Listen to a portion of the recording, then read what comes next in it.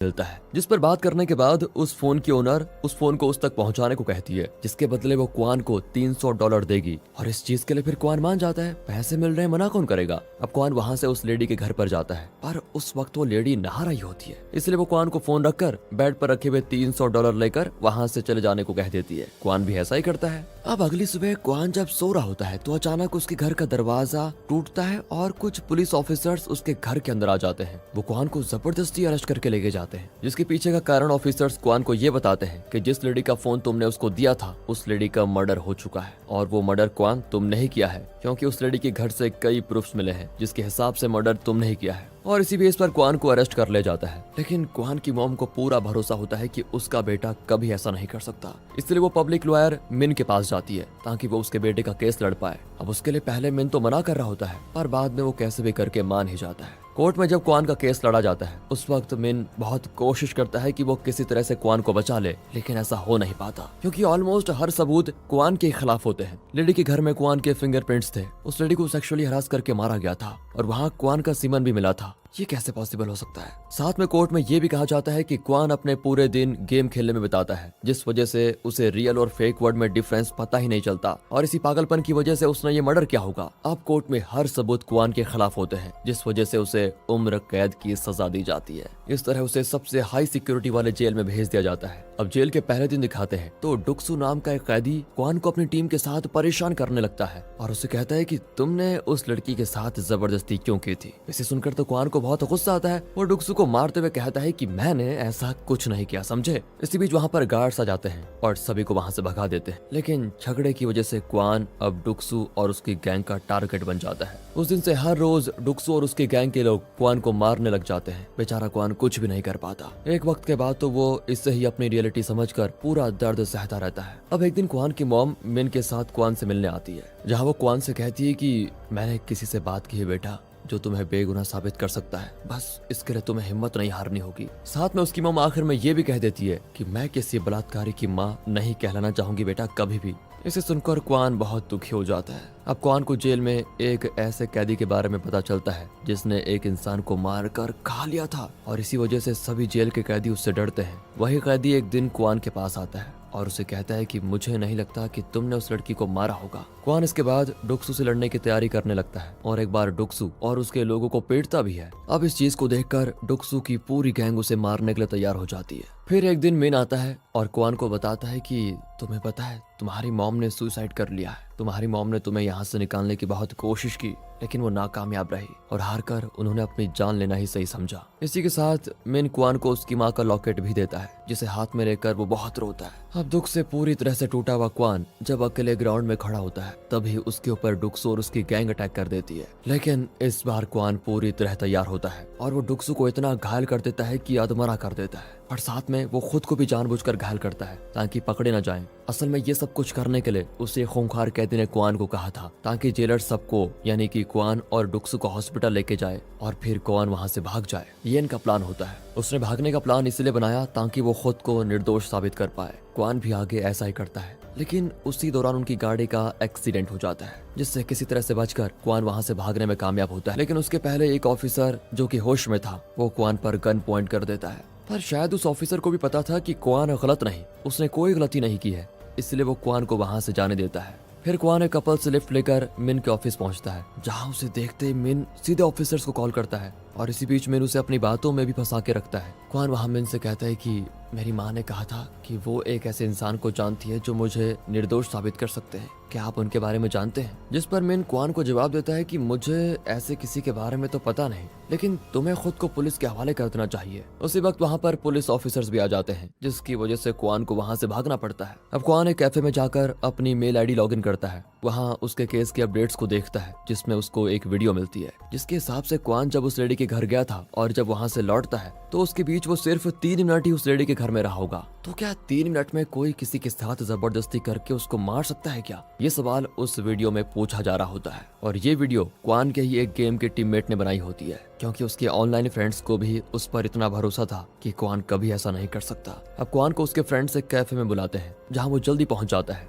कुछ देर के बाद उसे योन नाम की एक लड़की मिलने आती है जो कि क्वान की ऑनलाइन फ्रेंड ही है, लेकिन उसने अपनी आईडी पर लड़के का नाम रखा हुआ है। अब इस वजह से क्वान पहले थोड़ा कंफ्यूज भी होता है कि लड़का लड़की, लेकिन बाद में वो उसे पहचान ही लेता है। फिर क्वान योन के साथ एक सीक्रेट जगह पर जाता है जहाँ योन कहती है कि यहाँ पर तुम्हें कोई ढूंढ नहीं पाएगा।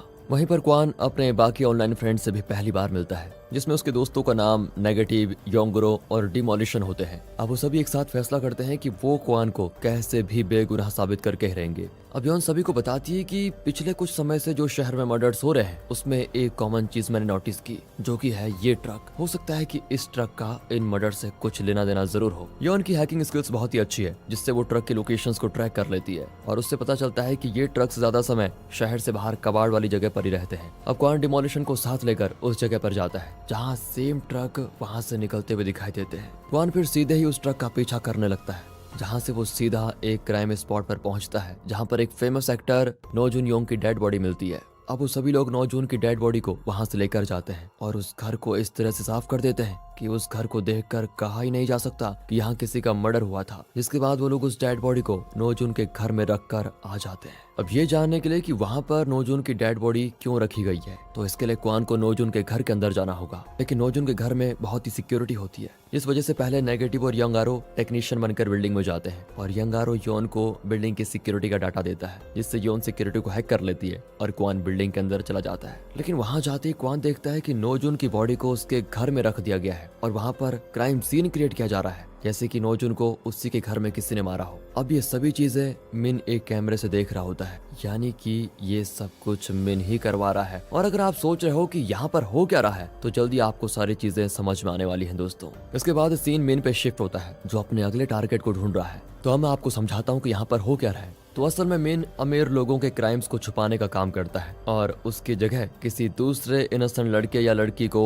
वो क्रिमिनल बना देता है, जिसके लिए वो सबसे पहले क्राइम स्पॉट को साफ करता है, जिससे ऐसा लगे कि वहाँ पर क्राइम हुआ ही नहीं। जिसके बाद वो एक लड़के या लड़की को अपना टारगेट बनाता है और उसे बेहोश करके उसके फिंगरप्रिंट, सलाइवा सैंपल्स लेकर क्राइम स्पॉट पर डेड बॉडी के साथ छोड़ देता है। और इन सभी चीजों के लिए मिन के पास एक सेपरेट टीम भी है, जिससे जब वहाँ पर इन्वेस्टिगेशन हो तो अमीर आदमी बच जाए और सभी को लगे कि वहाँ इस इनोसेंट आदमी ने क्राइम किया है। यहाँ भी मिन ऐसा ही क्रिएट कर रहा है, क्योंकि एक्टर नोजून को गुस्से में योशिन ग्रुप के चेयरमैन चंग की बेटी ने मारा होता है और अपनी बेटी को बचाने के लिए चंग मिन को किसी और लड़की को यहाँ फंसाने के लिए कहता है और मिन भी ऐसा ही करता है। मिन अपने नेक्स्ट टारगेट को ढूंढ लेता है और उसके घर अपने लोगों को भेजकर उसके सैंपल्स ले आता है, जिसके बाद उन सैंपल्स को वो नोजून के घर पर हर जगह लगा देते हैं, जिससे ऐसा लगे कि ये क्राइम उसी लड़की ने किया है। और दोस्तों ऐसा ही क्वान के साथ भी किया गया था, क्योंकि जिस लड़की के मरने के क्राइम में क्वान को जेल हुआ था, उसे असल में किसी अमीर बिजनेसमैन के बेटे ने मारा था। अब यहाँ नोजू का क्राइम सीन बन चुका है और उस लड़के जिसका नाम की किम है, उसके फिंगरप्रिंट्स भी पूरे घर में फैला दिए होते हैं, क्योंकि किम को ही मिन ने अपना अगला टारगेट चुना है। दूसरी ओर क्वान और योन फिंगरप्रिंट्स के जरिए उस किम को ढूंढ लेते हैं और उसे कॉल करके ट्रैक करते हैं। अब यहाँ एक दिन किम को एक अननोन लेडी का कॉल आता है, जिसके पास किम का पर्स छूट गया था। पर जब उस लेडी की आवाज क्वान को सुनाई देती है, तब उसे याद आता है कि इसी लेडी ने उस दिन उसे अपना फोन लौटाने के लिए उसे घर बुलाया था, यानी कि ऐसा ही कुछ लोग ये किम के साथ भी करने वाले हैं। क्वान फिर वहां से निकलकर उस लेडी की लोकेशन पर पहुंचता है और उसे पकड़ने की कोशिश करता है, लेकिन उससे पहले ही मिन का एक आदमी आकर वहां से लेकर चला जाता है। उसी वक्त वहां पर पुलिस ऑफिसर्स भी आ जाते हैं, जो कि क्वान को गिरफ्तार करने वाले होते हैं। बट तभी वहां पर डुक्सू की एंट्री होती है, जो कि अब क्वान से बदला लेने के लिए आया होता है। पर इससे पहले कि डुक्सू क्वान को मार दे, वहां पर योन आकर क्वान को वहां से बचाकर लेके जाती है। इसी बीच दिखाते हैं तो घर जाते हुए क्वान को पता चल जाता है कि उसकी मॉम के नेकलेस में ट्रैकर है और इसी से पुलिस ऑफिसर्स को उसकी लोकेशन का पता चलता है। फिर उसे ना चाहते हुए भी वो नेकलेस फेंकना ही पड़ता है। लेकिन कुछ देर के बाद अच्छे से और सोचने के बाद उसे ये पता चलता है कि ये सब कुछ मिन ही करवा रहा है। ये बात हमें पता चल जाती है, लेकिन अभी तक उसे पता नहीं थी। मिन ने उसे ट्रैकर लगाकर वो नेकलेस दिया। मिन ने ही डुक्सू को जेल से बाहर निकाला ताकि वो क्वान को मार दे और मिन ही नेक्स्ट टारगेट को डिसाइड करता है। ये सारी बातें क्वान को पता चल जाती है। हालांकि उसे पहले इस पर इतना विश्वास नहीं होता कि मिन इतना गिरा हुआ आदमी है। अब योन कहती है कि इतने बड़े सिस्टम को चलाने के लिए मिन के पास एक बहुत बड़ा अच्छा नेटवर्किंग सिस्टम होना चाहिए। और जब मिन की बिल्डिंग को स्कैन किया जाता है तब उन्हें पता चलता है कि उसकी बिल्डिंग के बीचों बीच उसने इस नेटवर्किंग सिस्टम को बना के रखा हुआ है। अब मिन का प्लान बर्बाद करने के लिए क्वान और उसके दोस्त पहले तो नोजुन के फेक क्राइम सीन को खराब कर देते हैं, और जहां जहां मिन उसके बाद क्राइम सीन बनाने की कोशिश करता है, क्वान और उसके दोस्त आकर वहां भी काम खराब कर देते हैं। अब इससे मिन का बहुत दिमाग खराब हो जाता है कि क्या करो। इस दौरान क्वान अपनी चाल चलता है जिसमें वो चेयरमैन चंग की बेटी को बेहोश करके नोजुन के घर पर छोड़ देता है, जिससे पुलिस ऑफिसर चंग की बेटी को एक्टर नोजुन को मारने के जुर्म में अरेस्ट कर लेते हैं, जो कि उसी ने किया था। अब ये देखकर मिन का और दिमाग खराब, लेकिन तभी क्वान उसकी बिल्डिंग में आता है और उसे बहुत बुरी तरह मारता है। उसी दौरान क्वान को ये भी पता चलता है कि मिन ने ही उसकी मॉम को मारा है, क्योंकि वो इस केस में बहुत ज्यादा छानबीन करने लग गई थी, जिसे सुनकर क्वान अब पागलों की तरह मिन को मारने लगता है। मिन को बुरी तरह पीटने के बाद क्वान उसके डाटा को योन के पास भेज देता है, जिसके लिए एटलीस्ट आधा घंटा पेन ड्राइव मिन के नेटवर्क सिस्टम से लगा होना चाहिए। पर तभी मिन क्वान से कहता है कि तुम्हारे सारे दोस्त डुक्सू के कब्जे में है, और अगर तुम यहाँ रुक कर डाटा लेने में लगे रहो